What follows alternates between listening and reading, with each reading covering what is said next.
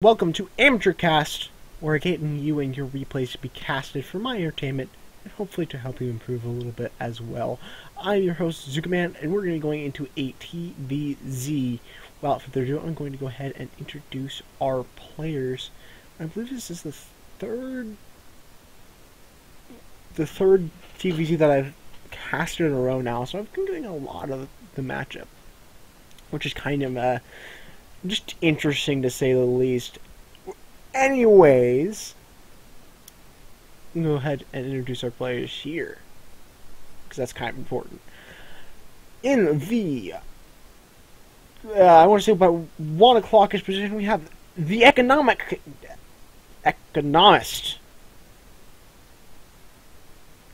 as the red Terran player, and his opponent on the opposite side of the map we have DroneOfArc spawning in as the blue Zerg player. Now, TVZ matchup. What are we seeing in the TVZ matchup? From the Zerg side of things, we are going to be seeing probably an earlier expansion, because we do see that we are playing on Waystation, which is actually a fairly big map. We can see that by the fact that the drone is going to take quite a bit to get out across the map. So earlier expansions are going to be able to happen. In fact, they are probably going to be more likely than a lot of other maps. So I wouldn't be opposed to seeing that. Exactly what we're going to be seeing here from DroneOfArc. Wouldn't be opposed to seeing him start gearing up to take his gas as well as his spawning pool fairly shortly here. Back home, we do see the economist going to be going for a barracks. He's going to be stopping that momentarily to help deal with the drone, and is going to wall that off with a slide a little bit early, but not too big of a deal, just to make sure that the drone is not able to do any damage. So there is no gas coming up yet from our... Oh, that's because it's already up. Gas is up from our Terran player at this point, a little bit late on the orbital. I would have to say this is probably going to be a Reaper expand. That would be my best guess. We are missing the barracks first.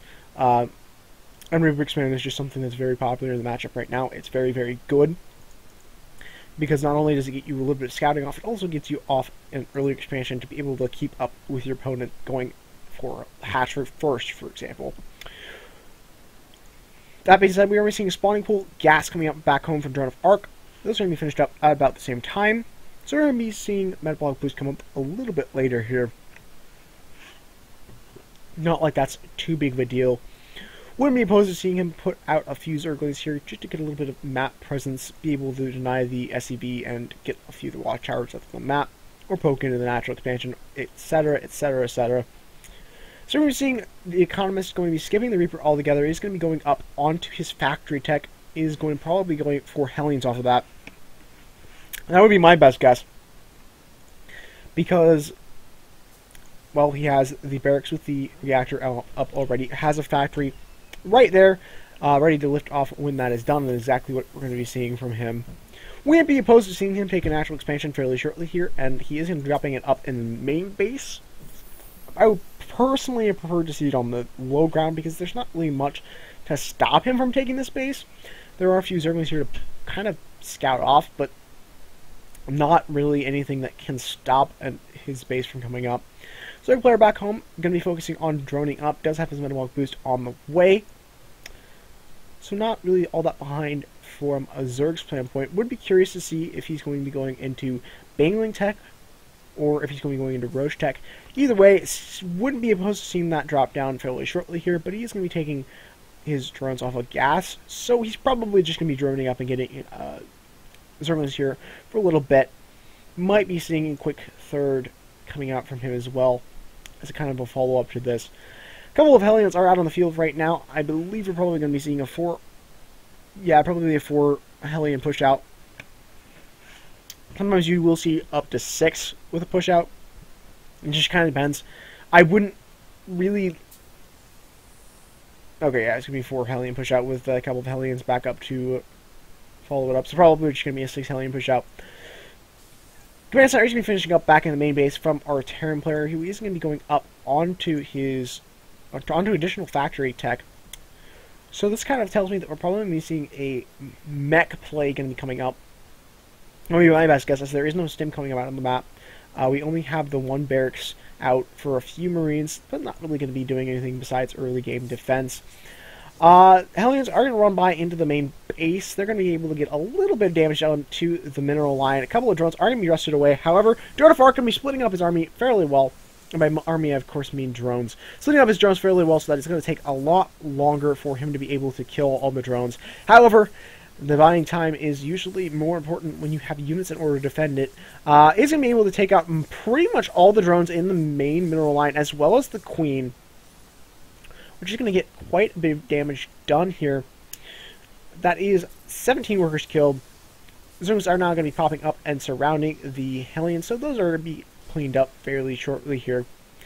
No natural expansion yet for Economist. He does have his orbital in his main base. Could use to float that down there. He's kind of getting behind in terms of harvesters because of that. However, he did just take a huge lead in harvesters with killing as much as he was able to. And DroneOfArc deciding that, or sensing that, because of the fact that his opponent did so much damage, he needs to move out across the map and get a little bit of damage done as well. Bangling Nest is going to be coming up back home from him,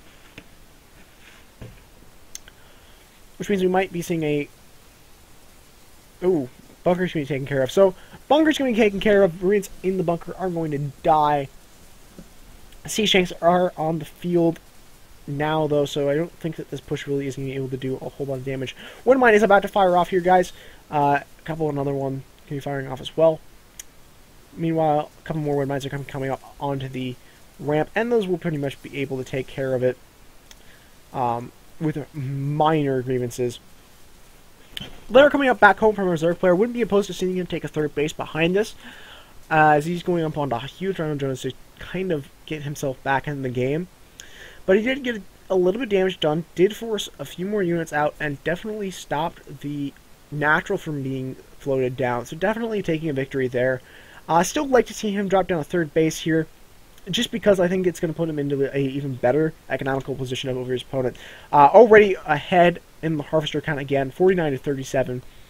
And I think the third base will just help that out even more so. Army is going to be pushed back here from DroneOfArc, and that's not really going to be able to do too much. There are quite a few mineral lines. Widow mines, excuse me, not mineral lines.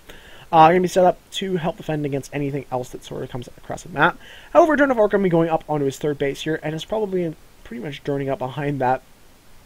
We do have reconstitution, excuse me. Not sure exactly what I was going for there. As well as the burrow and pre-numerized carapace, which is Overlord speed coming out on the map.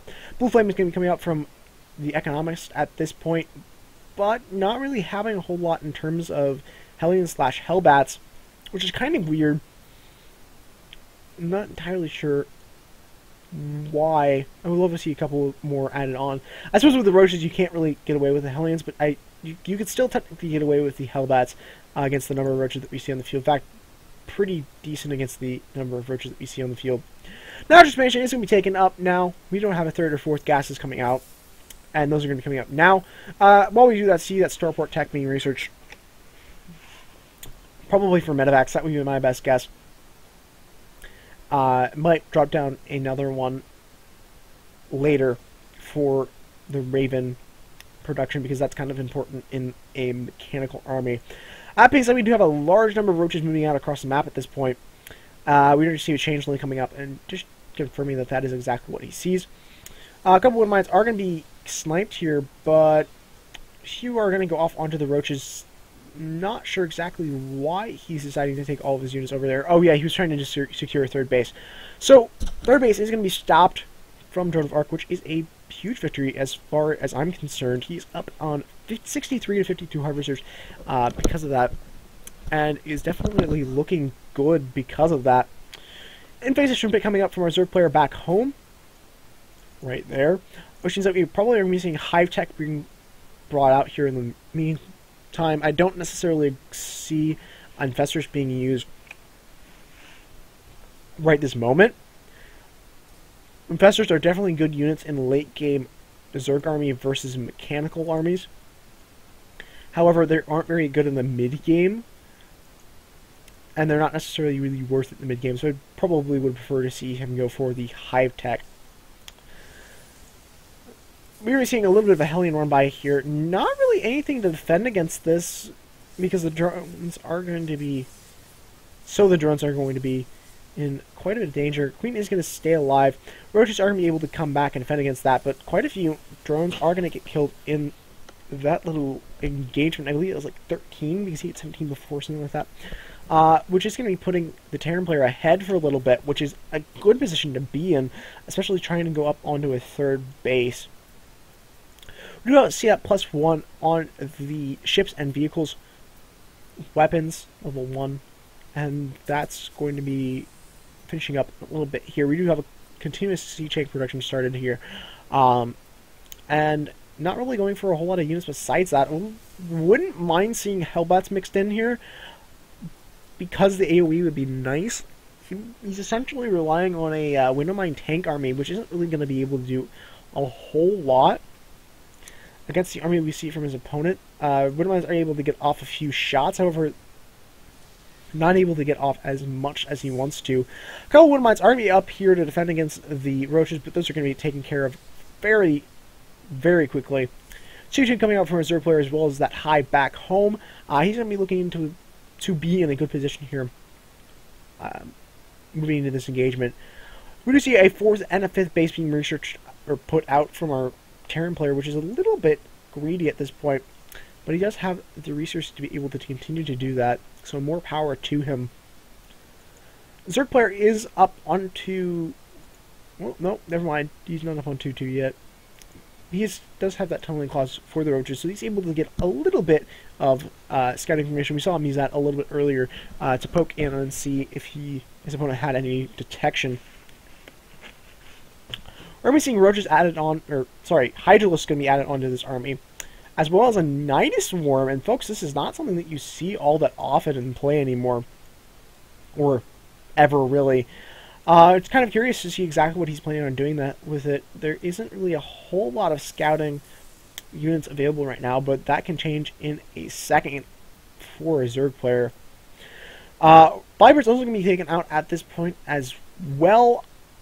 Wouldn't mind seeing a couple of Infestors mixed in here just to make this army a little bit more potent. That being said, he's going to be moving up to take out this 4th base. Does have his muscular augments for the Hydralisk speed, I believe. Yes, Hydralisk move 25% faster off of creep is the upgrade. We're seeing a few Vikings poke out and see what's going on. See if they can get a few Overlords here and there. Kind of annoy his opponent into building more units that he doesn't necessarily need. 129, 196 Harvesters, about 83 to 81, both in that position of where they really want to be. A little bit oversaturated by a couple of drones and SCVs, but not too big of a deal. Meanwhile, we're seeing the Overlord coming back over to the island base here, and he is going to be dropping off probably a Nidus Swarm. That'd be my best guess. Onto the island base, just to make sure that that is taken care of. And yes, Nidus Swarm is going to be researched out from here. However, there are going to be SCVs here to help defend against that. Roaches are going to be engaging a little bit of mines in the middle, but Roaches is going to be really tanky on that 2-2, so not going to be able to do quite as much as he needs to. Nidus Swarm is going to die, however, a few Roaches are going to be getting up into this base over here, and they're going to be able to do a little bit of damage. Force the lift off at the very least. Meanwhile, the main army is going to be coming up over into the 3rd base. We do have Vipers up here for tanks, as well as going for the Blinding Clouds, which is kind of interesting. It does its job very well, but most of the time you see that it's for the poles, of which I cannot remember at all right now what the name is. But it's kind of interesting his use of that. Did get the base over here to force a liftoff. Base over here is going to be stopped from being liftoff as well, but that is going to get cleaned up here by a few Widow Mines. Nidus Swarm is going to be tried up again into the island base just to get the drones out of there efficiently. 3-3 coming up from our Zerg player back home is going to be getting quite a bit of a bang here. But he's not really, doesn't really have a whole lot to be able to defend against that. He's going to be making a Nidus Swarm over here in the island base just probably for an expansion. Spire coming up back home from a Reserve player as well. Terran player going to be going up onto medevac production at this point, which is a little bit curious. It probably means we're going to be seeing Hellbats join the fray, or some sort of bio, because I don't really see them, unless they're doing things where, like, drops off, where he doesn't really need two. That might be something. So, Mansar is going to be getting off into the natural. That's the fourth, I believe, that was pressured over here. Adrenaline is going to be added on here from our Zerg player back home as well. Meanwhile, our Terran player is going to be continuing up onto his mechanical play. He's going to have a command center just kind of sort of floating up there for no good reason. Does have quite a bit of SCVs just kind of sitting idle up in his main base, and is now going to be going ahead and taking care of that. Quite a few wind mines over here by the tanks, which is really a lot, and that's probably going to splash off on the army anyways. Meanwhile, we're going to be seeing a Widow Mine, not Widow Mine, a Night Swarm coming over here to the 6th base, while the 6th base is being taken, so that he can pressure off here into the 4th, 5th base. Meanwhile, the main army is going to be going up into the 3rd, and is going to be able to take out most of the tank army. However, the Overseer did die, which means that a lot of the Widow Mines are still going to be active right now, guys, but most of them are going to be already going off, which means that the SCVs over here are going to be in trouble. We do have a little bit of a push in with roaches to stop this expansion from that Nidus form, but meanwhile, the army over here is going to be kind of forced to fall back. Wouldn't mind seeing him come up here and try to force this back a little bit. Overload going to be exploding over there. 3-3 going to be coming up from... Oh, no, sorry, that's 2-2 for the mech of our Terran player, which is a little bit behind, to say the least. And definitely needs to start getting out towards that 3-3, because that's going to be really important, considering his opponent's already on the 3-3. And that would be why he's not really having the best engagements in the first place. And I would really like to say I enjoy the style from DroneOfArc right now. He's doing a Roach Hydra Ball, but he also has the Vipers up to stop the Sea Shanks from being as effective as they possibly can, and essentially nullifying them, which is very, very nice. Now that we have Hellbats on the field, though, it might be a little bit more difficult for that. He might have to balance out a little bit more roaches into this army than the Hydralisk favorite army right now. But he should be able to have no problem dealing with it, considering that he's already on 3-3, and his opponent is just now finishing up his 2-2. Terran army is going to be pushing out at this point. Doesn't really have that many mining bases. Is only on one... Well, just one, another couple of one. It's going to try to be taken as well, but not really going to be as effective as he might have wanted. Chin is playing it coming up from the Ultralisk. I believe that gives them +2 armor, plus with that +2 melee. So we're going to probably see a Ultralisk switch coming out after this. Meanwhile, we're seeing the army push up into the 3rd base once again to try to get a little bit of more damage here. Needs to be careful about his overseers. Besides that, he should have no problem. A couple of one-line shots are going to be getting off onto the Hydralisk, but really not too much of a big deal, considering that he's up onto an 8k bank right now.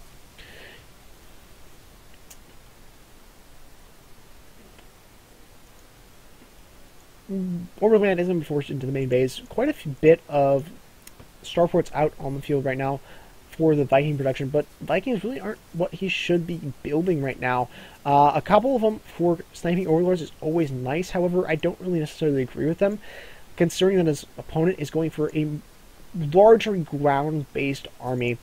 Nidus Swarm is going to be coming up over here into the island base. I think that's like his 5th or 6th. Is going to be taken care of by the SCVs. Over here we are seeing the main army of DroneOfArc moving out here to get a little bit of damage done. We do have a small contingency over here protecting the watchtower, but that should be cleaned up fairly efficiently. A couple of overseers are going to die to the wind mine shots. However, that's really going to be it. Tank's going to be pulled into the Hydralisk army and is pretty much going to be taken care of as well. And that is going to be cleaned up. Base over here is going to be stopped by a roach, burrowed down. Hasn't tried to retake the base over here. So he's essentially on 0 mining bases, and that is starting to wear thin on his bank. 2k compared to his opponent's 10k minerals. Not really necessarily exactly what you want as a Zerg player, or as a player in general, but definitely has the production and definitely has the resource income to keep up with any sort of, well, anything that a Zerg player would want to do. To be perfectly honest, we do see the +3 or +2 for the flyer, as well as that +3 for the melee attack, with the ventral stacks coming out from our Zerg player. Nice war is going to be tried to put out once again over here, but a couple of SCVs are pretty much going to be taken care of there. Yeah. Overlord is going to be sniped down by the Vikings, but there's quite a few Vikings on the map once again, guys. Here comes a major engagement coming out. Lot of damage is going to be taken up onto the Hydralisk army, and suddenly the Broodlords are going to be forced to do a lot of work here, but there isn't really a whole lot except for those Vikings to be able to defend against that, and that is going to be enough to force him to back away for right now. From the Terran side of things, something I would really like to see put into his army is I would love to see the Ravens being added in, because Ravens are just going to be so much better for him right now than the Vikings, because the Vikings are going to be able to take out the Broodlords. However, that's essentially really the extent of what they can do, besides grabbing a few Overlords here and there.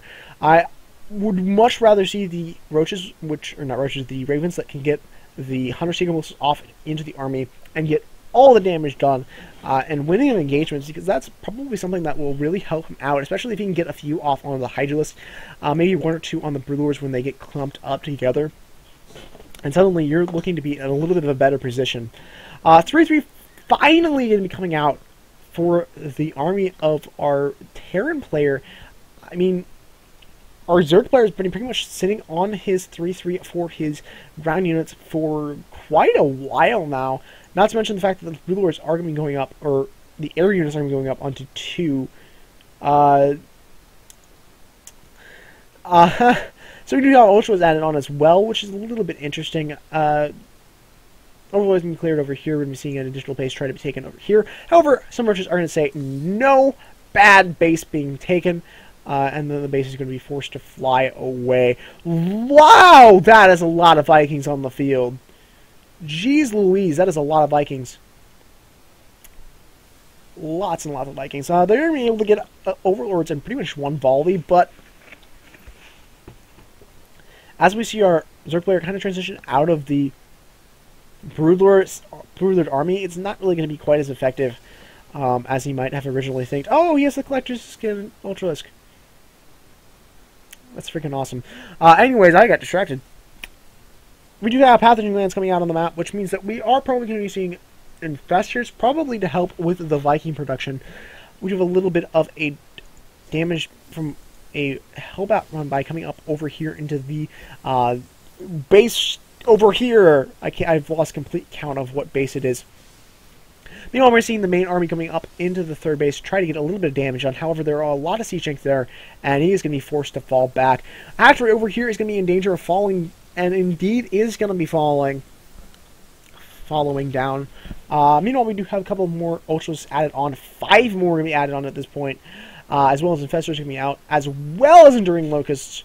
We might be seeing Swarm Hosts in a little bit here, guys. Meanwhile, we do have some drones coming up into the... Wait a minute. How did these get here? Was there... Huh.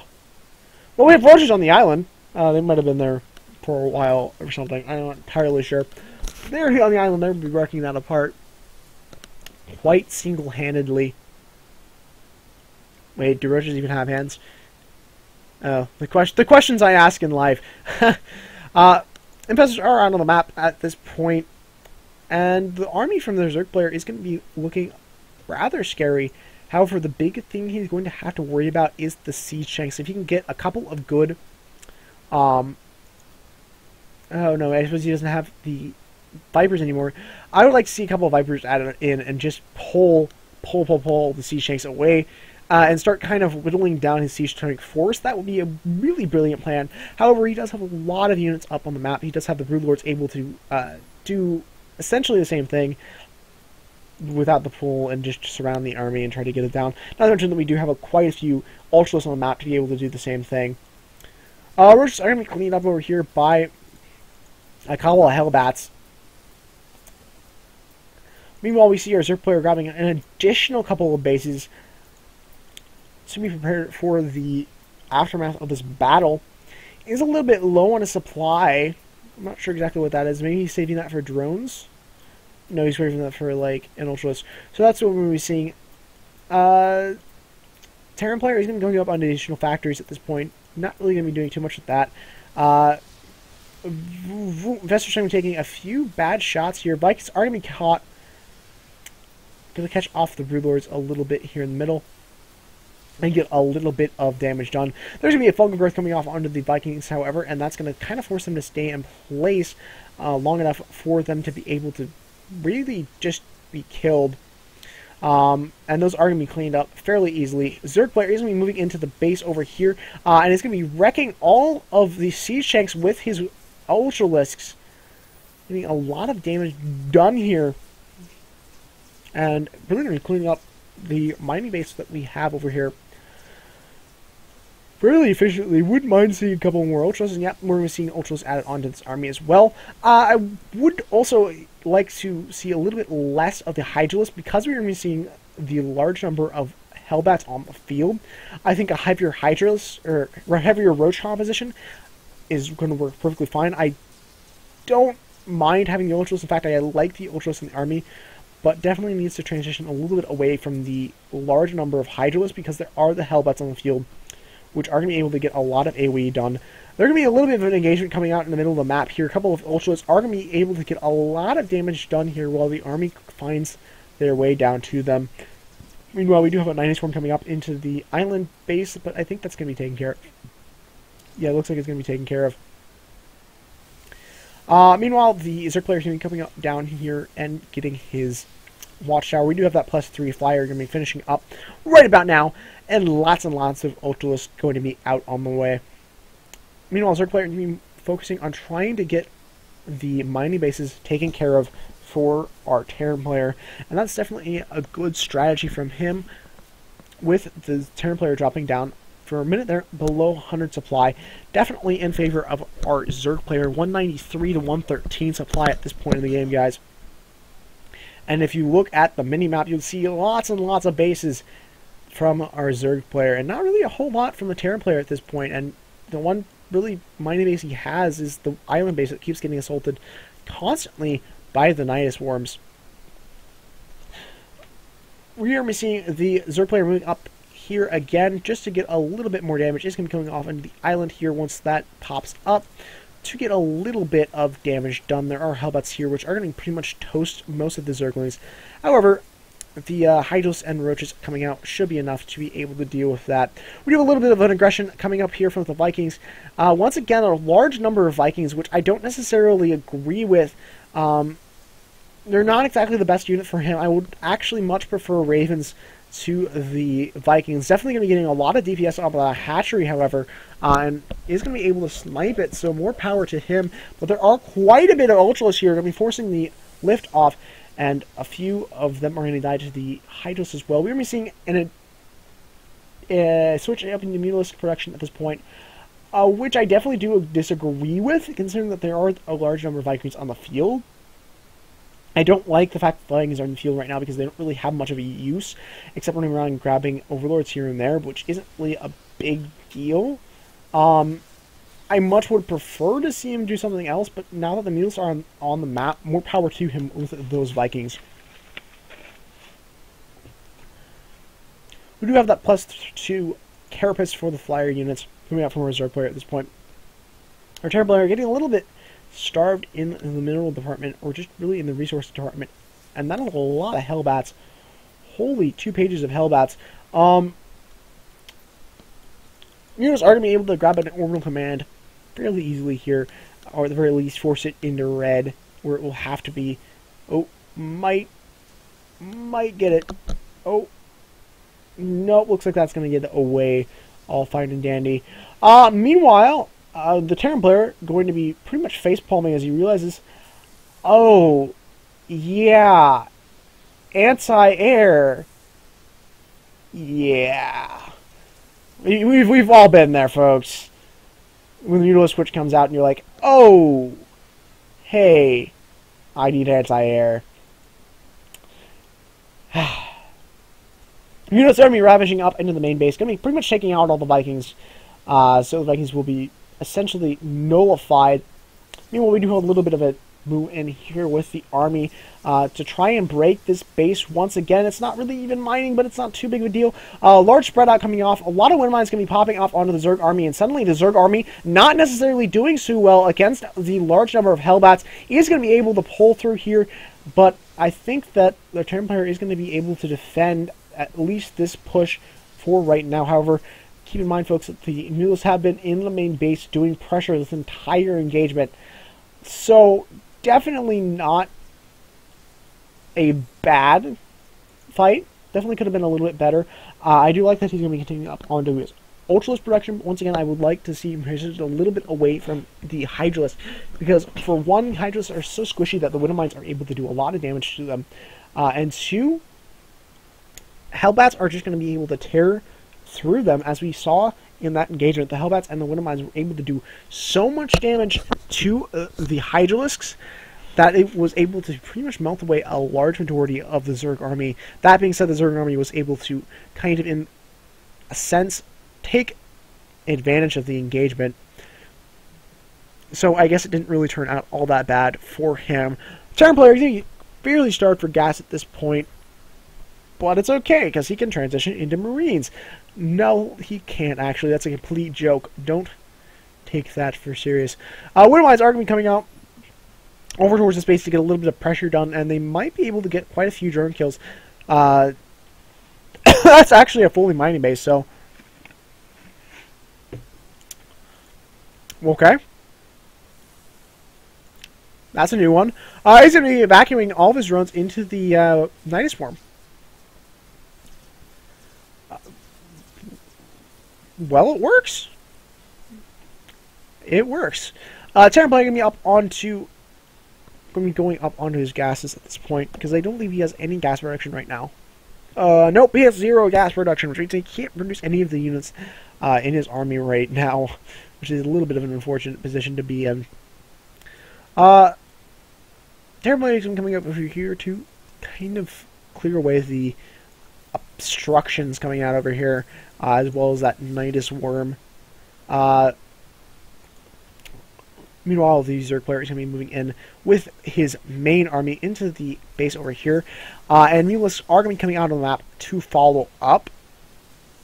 So he's definitely going to be going into pretty decent position here. Is going to be over 100 supply above his opponent. And I think that this is going to be pretty much what breaks our Terran player, because he's not going to have the gas production that he needs, or, excuse me, gas income that he needs in order to keep up with his production. So he's going to be in a pretty awkward position here with the Terran army, or the Zerg army, just moving around to essentially stop him from being able to take that gas. Mutalisks are going to be able to go after that orbital command. There are going to be a couple of Wind Mines out on the map, and a few shots are going to be coming up onto the Mutalisks and taking care of them. Meanwhile, the Zerg player is going to be moving in over here to the CC and is going to take that down. And Terran player going to finally GG out. Wow, okay. Really good game for the record. Jeez. So what's something that we can learn here, guys? From the Terran player. We'll go for him first, because he lost. The big thing that mech has a problem with is its mobility. And that's one of the reasons why Swarm Hosts are a very good counter against mech, and Mutalisks are a very good counter against mech ground-based armies, like we saw earlier, is that they kind of force the army to be a little bit more mobile than it can really be. And I'll explain kind of what I mean by that. When you have Mutalisks running around in your base, and you have to fall back on let's say like you have 3 Thors, you have to pull back to deal with the Mutalisks in your main base. By the time the Thors pull back into the main base, fire a shot off on the Mutalisks could already be flying away at that point. And that's one of the reasons why Mech has a problem with that. One of the problems I had with the Terran player in his play late game is that I know I said it before quite a lot, but the Vikings weren't really needed up until the point where the mutas were being produced. Once the mutas were being produced, it's definitely a very good idea to have the Vikings. And I like how he was using the Vikings in order to move around and to stop the vision and get overlords. But honestly, if you're doing that, you only need 1 or 2 Vikings. You don't need 10 or 11, which is what he had at that point. I would have much rather seen him go up into something a little bit more tech, a little bit more addition to his army. Like I said at the time, Raven's definitely a good choice for that. I would even agree with Thors to help deal with the late game Mutalisks.